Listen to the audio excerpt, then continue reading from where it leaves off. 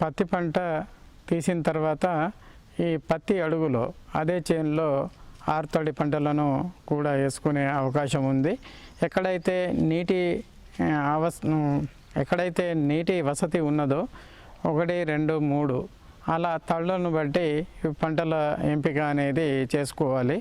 2 తళ్ళు ఇవ్వగలిగిన చోట పెసర లాంటి పంటలను ఇప్పుడు ఫిబ్రవరి ఈ మాసము 15 వరకు చివరి వరకు కూడా వేసుకోవచ్చు.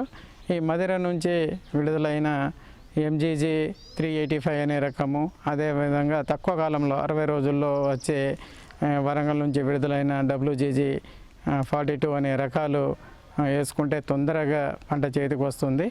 ఈ MGG 385 అనే రకము 75 నుంచి 80 రోజుల్లో పంట చేతికి వస్తుంది. ఎకరానికి బాగా చేసుకుంటే 7 నుంచి 8 క్వింటాలు కూడా దిగుబడి వచ్చే అవకాశం ఉంది. 2 నుంచి 3 తడులు ఇచ్చుకోగలగాలి.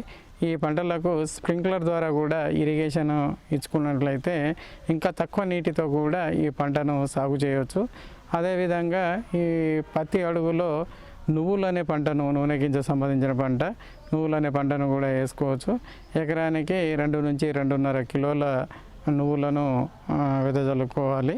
ఒక 4 నుంచి 5 కిలోల ఉసుకలో కలుపుకొని ఈ రకాలను చూసినట్లయితే శ్వేత తిల్ అనే రకము, అదేవిధంగా జగిత్యాల తిల్ 1020 అనే రకము, అదేవిధంగా జగిత్యాల నుంచి 1070 అనే రకాలు కూడా ఉన్నాయి. ఈ తెల్ల నువ్వులు ఇవి ఎకరానికి వచ్చేసి 4 నుంచి 5 క్వింటాలు దిగుబడి వస్తుంది. పంటకాలం వచ్చేసి 75 రోజుల్లో పంట చేతికి వస్తుంది.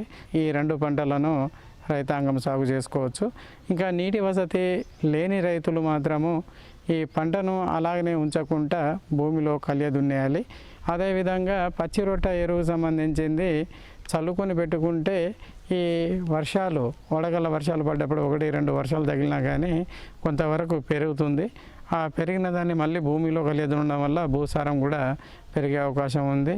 ఇంకా పాడి ఉన్న రైతులైతే ఈ గడ్డి జొన్న లాంటివి కూడా వేసుకొని ఈ ఆవులకు పచ్చి మేత కింద సాగు చేసుకోవడానికి అవకాశం ఉంది.